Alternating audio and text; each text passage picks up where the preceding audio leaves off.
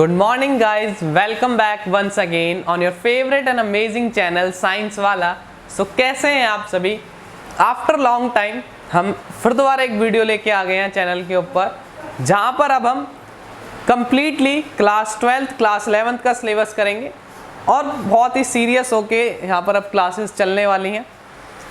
अभी फ़िलहाल हम क्लास 12th में हमारा सेकंड बुक जो है केमिस्ट्री का पूरा ही ऑर्गेनिक है ना।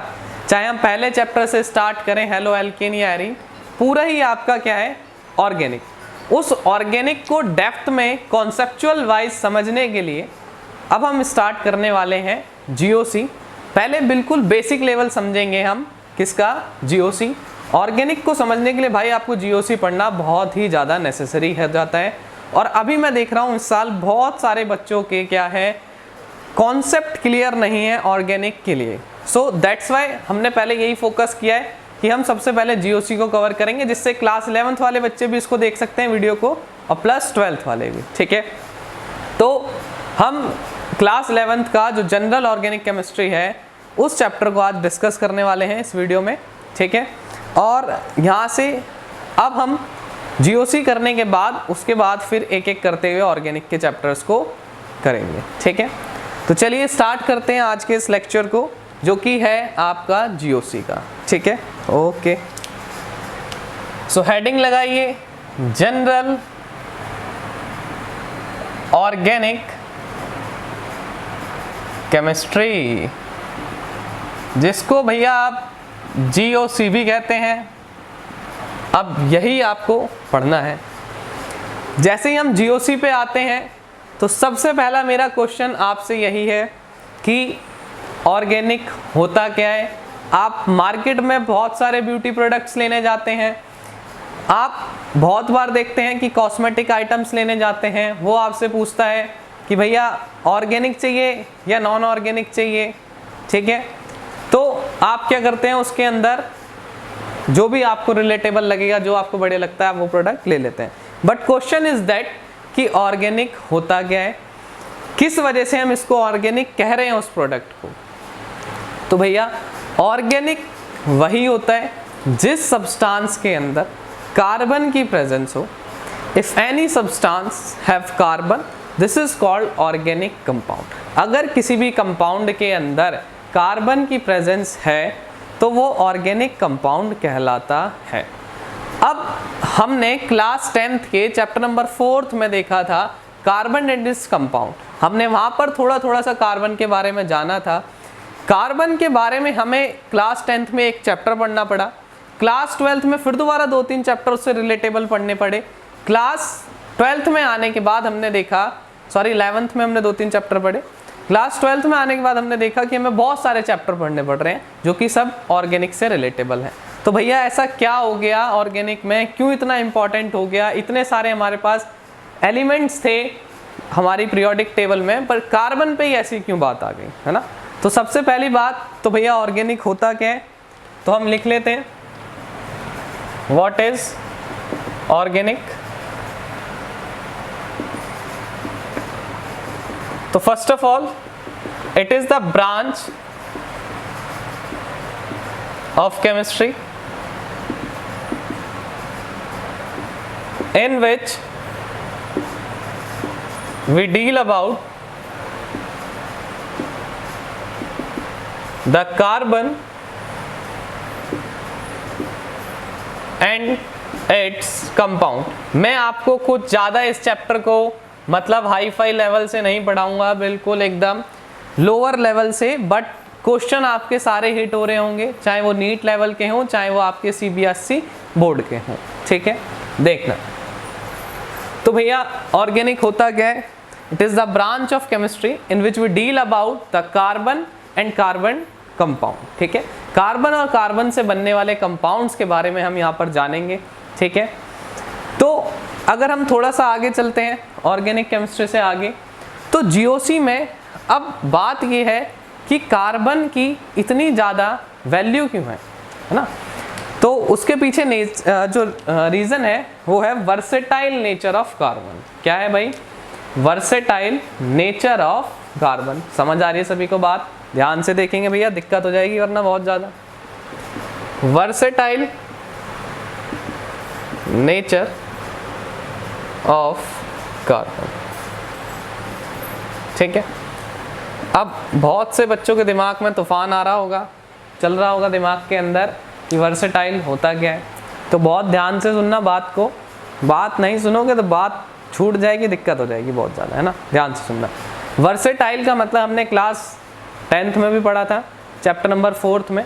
वर्सेटाइल का मतलब होता है भाई कि किसी का भी अनोखा नेचर।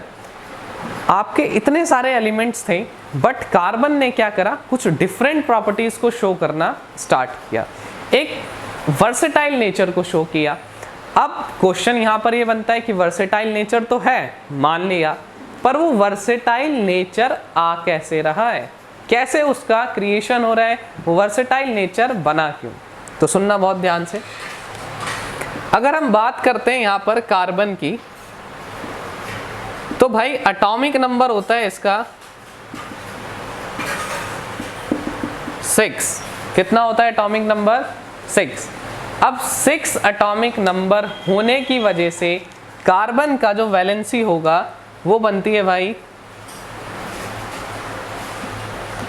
2 और 4। ओके, जैसे ही इसके वैलेंस शेल के अंदर 4 इलेक्ट्रॉन आए, ये क्या है भाई? Valence shell Kl। अब इसके वैलेंस शेल के अंदर 4 इलेक्ट्रॉन आने की वजह से ये दुविधा में आ गया।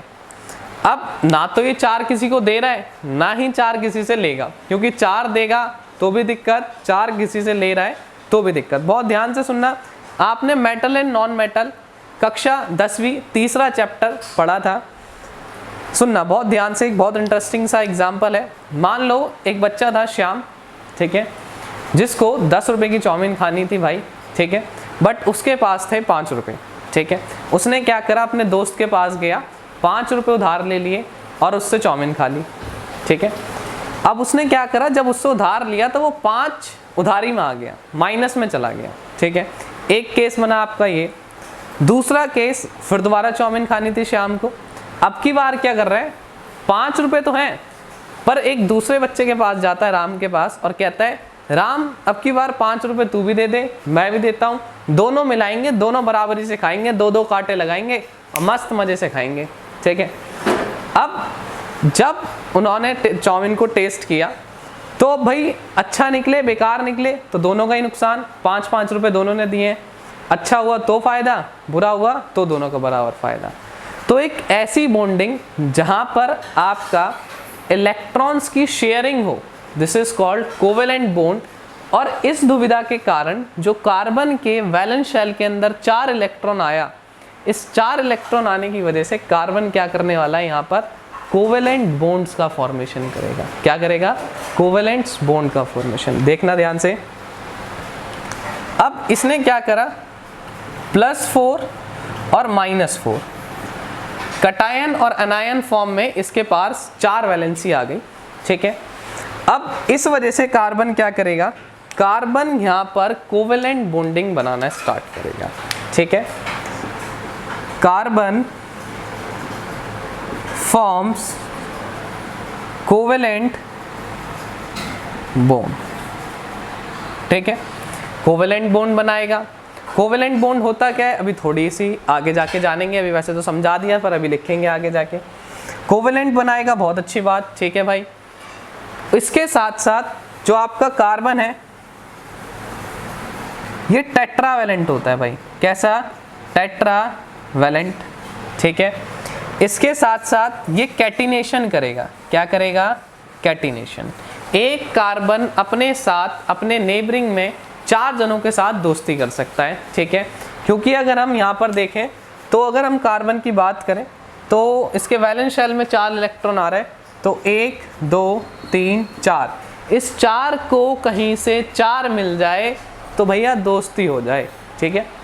तो ये 4 कहीं से ले लेगा और लेने के बाद फाइनली इसकी बॉन्ड कंप्लीट हो जाएगा, इसका शेल कंप्लीट हो जाएगा और बात बन जाएगी। तो इसलिए कार्बन अपने नेबरिंग एटम्स में 4 जनों के साथ रिश्ता बना सकता है, ठीक है। आगे चलते हैं। अब जैसे ही हम थोड़ा सा आगे चलते हैं तो हमने देखा कि कोवेलेंट बॉन्ड की टाइप्स, है ना। सबसे पहले अगर हम बात करें कोवेलेंट बॉन्ड, है ना, क्या होता है भाई कोवेलेंट बॉन्ड? कोई दिक्कत की बात नहीं है, बता देंगे। कोवेलेंट बॉन्ड होता है शेयरिंग ऑफ इलेक्ट्रॉन। मैं भी अब आपको एग्जांपल देके समझाया था थोड़ी देर पहले, देखना। Sharing of electron is called covalent bond. क्या कहलाता है? Covalent bond. बहुत ध्यान से सुनना, सीरियस होके देखते रहना वीडियो को, ठीक है। अब इस कोवेलेंट बॉन्ड के अंदर आपको इसकी टाइप्स देखनी है। क्या देखना है भैया? टाइप्स। आ जाइए दिखाएंगे। सबसे पहले यहां पर आता है सिंगल बॉन्ड। अगर हम सिंगल बॉन्ड की बात करते हैं तो हम इसको एल्केन कहते हैं। क्या कहते हैं? एल्केन। अब एल्केन के बाद अगर मैं इसकी सफिक्स की बात करता हूं, किसकी? सफिक्स। सफिक्स होता क्या है? मान लो रमेश सब्जी वाला, तो Ramesh is what? Ramesh is what? Prefix, ठीक है। सब्जी इज व्हाट? मेन वर्ड हो गए यहाँ पे, ठीक है। वाला इज व्हाट? सफिक्स, ठीक है। जो मेन वर्ड के आगे आ जाए दिस इज कॉल्ड प्रीफिक्स, जो मेन वर्ड के पीछे आ जाए दिस इज कॉल्ड सफिक्स, है ना। तो मेन वर्ड के आगे आएगा तो प्रीफिक्स, मेन वर्ड के पीछे आएगा तो सफिक्स। तो एल्केन का जो सफिक्स होता है वो होता है हमारे पास एन, ठीक है। अगर हम इसके फॉर्मूले की बात करें भाई, तो फॉर्मूला हमारे पास होता है CnH2n+2, CnH2n+2। आगे देखते हैं, एक एग्जाम्पल ले लेते हैं, समझाने की कोशिश करते हैं थोड़ा सा, देखिएगा। अच्छा मैं एग्जाम्पल ले लेता हूँ। यहाँ पे डाई हाइड्रोजन, हाइड्रोजन का एटॉमिक नंबर 1 होता है। इसके आउटर मोस्ट शेल में एक इलेक्ट्रॉन आएगा, इधर भी एक। इस हाइड्रोजन को अगर कहीं से एक था, अगर इस हाइड्रोजन को कहीं से एक मिल जाए तो बेचारे की दोस्ती हो जाए। करा देंगे दोस्ती, कोई दिक्कत ही नहीं है भाई। एक दिला देंगे और दोस्ती करा देंगे। ये कह रहा है मैं नाराज हो जाऊंगा, मुझे भी दिलाओ। मैंने कहा भाई तुझे भी दिलाएंगे, कोई टेंशन नहीं है। दोनों के पास अपना शेल कंप्लीट कर लिया, दोनों ने शेयरिंग कर ली, किसी का नुकसान नहीं, किसी का फायदा नहीं, दोनों बराबरी में। बढ़िया बात, घर बस गया दोनों का। तो फाइनली हाइड्रोजन ने क्या करा, यहाँ पर सिंगल बॉन्ड के साथ अपना बॉन्ड बना लिया। सिंगल बॉन्ड के अंदर शेयरिंग ऑफ सिंगल इलेक्ट्रॉन होती है बिटवीन द एटम्स, ठीक है। अच्छा एक और बात, यहाँ पर आपका जो सिंगल बॉन्ड होता है ये सैचुरेटेड हाइड्रोकार्बन्स होते हैं। कैसे? Saturated hydrocarbons. क्लियर है बात? Any doubt? नो। बहुत बढ़िया, समझदार बच्चे हैं सारे जो भी वीडियो देख रहे हैं, ठीक है। आ जाइए आगे। जैसे ही हम आगे चलते हैं तो हमारे पास सेकंड टाइप आती है, this is called double bond. वैसे हमने ये सब कुछ 10th क्लास में पढ़ा है, बट अगेन बिल्कुल बेसिक से चल रहे हैं तो हम एक बार पढ़ लेते हैं। डबल बॉन्ड, तो डबल बॉन्ड के बारे में जब हम बात करते हैं तो यहाँ पर शेयरिंग होगा 2 इलेक्ट्रॉन का। कितने इलेक्ट्रॉन का? 2 इलेक्ट्रॉन का। देखना बहुत ध्यान से, अगर मैं यहाँ पर बात करूँ तो सबसे पहले डबल बॉन्ड को हम कहते हैं एल्कीन। सफिक्स इसका होता है ईन। फॉर्मूला होता है भैया जी का CnH2n, ठीक है। अगर हम आगे बात करें एग्जाम्पल की, तो एग्जाम्पल हम यहाँ पर ले सकते हैं O2, ऑक्सीजन एंड ऑक्सीजन। अगर ऑक्सीजन की मैं एटॉमिक नंबर की बात करूँ तो होता है 8, और जब मैं इसका वैलेंसी करूँगा, ठीक है, इलेक्ट्रॉन का डिस्ट्रीब्यूशन करूँगा, तो फाइनली हमारे पास आएगा 2 and 6, ठीक है। अब वैलेंस इलेक्ट्रॉन 6 आने की वजह से मैंने यहाँ पर 1 2 3 4 5 6 1 2 3 4 5 6, ये ऑक्सीजन मेरे से कहता है, ध्यान से सुनना, ऑक्सीजन मेरे से कहता है कि भैया मेरे पास 6 इलेक्ट्रॉन है, भैया जी मुझे कहीं से 2 और दिला दो, मेरा घर बस जाए। मैंने कहा चिंता मत कर, ऐसी अंडरस्टैंडिंग कराऊंगा कि ना तो तेरा नुकसान होएगा और तेरा घर भी बस जाएगा, ठीक है, करा देंगे भाई। मैंने कहा तेरे बराबर में एक ऑक्सीजन लाऊंगा, उससे 2 इलेक्ट्रॉन ले लियो, ले लिए, बहुत बढ़िया। अब सामने वाला नाराज हो गया, कह रहा है भाई मुझे भी चाहिए। मैंने कहा तू इससे ले ले और ये तेरे से ले लेगा, दोनों के पास बराबरी बात, बहुत बढ़िया। और फाइनली ऑक्सीजन ऑक्सीजन ने डबल बॉन्ड बना लिया। क्लियर है बात? चलिए आगे अगर हम चलते हैं तो फाइनली ये आपका जो डबल बॉन्ड होता है अनसैचुरेटेड हाइड्रोकार्बन्स होते हैं। कैसे? अनसैचुरेटेड, ठीक है।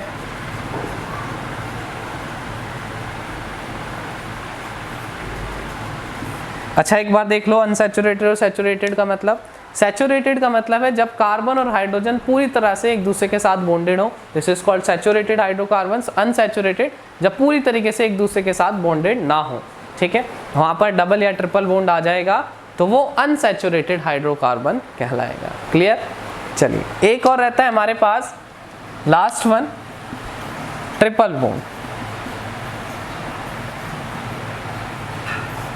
This is also called alkyne and suffix of alkyne is -ine। Clear? थोड़ा सा अगर हम आगे चलें तो हमारे पास जो फॉर्मूला है, फॉर्मूला इसका होता है CnH2n-2। अच्छा ये तो सभी को पता है कि where n equals to number of carbon, n क्या है? नंबर ऑफ कार्बन, ठीक है, n equals to number of carbon, जितने भी वहां पर आपके कार्बन चेन में प्रेजेंट होंगे, ठीक है। थोड़ा सा आगे चलें तो यहां पर हम एग्जाम्पल ले सकते हैं N2 का। डाई नाइट्रोजन, नाइट्रोजन का एटॉमिक नंबर 7 होता है। अब 7 होने की वजह से इसका वैलेंस इलेक्ट्रॉन 5 आएगा, तो 1 2 3 4 5, 1 2 3 4 5। फाइनली दोनों ने ही 3-3 इलेक्ट्रॉन की शेयरिंग कर ली और अपने घर को बसाया, और फाइनली इन्होंने बनाया ट्रिपल बॉन्ड। कौन सा bond? Triple bond. Very good, ठीक है। चलिए तो फाइनली हम कह सकते हैं कि ट्रिपल बॉन्ड भी क्या है? एक अनसैचुरेटेड हाइड्रोकार्बन बनाता है। क्या होता है ये? Unsaturated hydrocarbons. It's clear? Any doubt? No. Okay, तो अभी हमने देखा कि ऑर्गेनिक होता क्या है। ऑर्गेनिक भाई जहां पर कार्बन पाया जाएगा, कार्बन के बॉन्ड पाए जाएंगे, कार्बन से बनने वाले कंपाउंड पाए जाएंगे, दिस इज कॉल्ड ऑर्गेनिक। हमारे यूनिवर्स में मोस्ट ऑफ द हर जितनी भी चीजें हैं, सभी चीजों के अंदर कार्बन की प्रेजेंस होती है, ठीक है, सबके अंदर, मोस्ट ऑफ द, ज्यादातर चीजों में, ठीक है। अब इतनी ज्यादा कार्बन की जब इतनी प्रेजेंस है, कार्बन हर जगह पाया जा रहा है, देखो हम ऑक्सीजन को इनहेल कर रहे हैं, ठीक है, बट CO2 रिलीज करते हैं, ठीक है, तो हमारे अंदर भी कहीं ना कहीं कार्बन की प्रेजेंस है ना, तो इसलिए तो समझ आ रहा है आपको ये बात। अब हम इससे आगे का जो कॉन्सेप्ट्स हैं, IUPAC का हमारा जो बेसिकली IUPAC का हमारा जो रूल है, जो हम नोमेनक्लेचर के लिए यूज करते हैं, नेक्स्ट क्लास में हम उसको डिस्कस करेंगे, ठीक है। और आगे हम बहुत सारे एकदम स्टेप बाय स्टेप, बिल्कुल एकदम ग्राउंड लेवल से एकदम ऊपर तक सारे एग्जाम्पल्स में आपको बोर्ड पे कराने वाला हूँ। उसके बाद आपका एक भी IUPAC नेम नहीं छूटेगा, चाहे वो नीट लेवल पे हो, चाहे आपके CBSE लेवल पे हो। मैं आपको इस साल के आपके क्वेश्चन पेपर से नीट से मैच कराऊंगा, कितना आसान क्वेश्चन आया है, बट हम उससे बहुत ज़्यादा अबव लेवल के क्वेश्चन यहाँ पर कर रहे होंगे आने वाली कुछ नई वीडियोज़ में। तो बस आप इतना याद रखना कि चैनल को सब्सक्राइब करना, लाइक करना बिल्कुल मत भूलना, शेयर करना, और आगे अपने दोस्तों के साथ शेयर कर दो, ठीक है, लाइक कर देना बस। Okay, take care, have a good day, bye bye.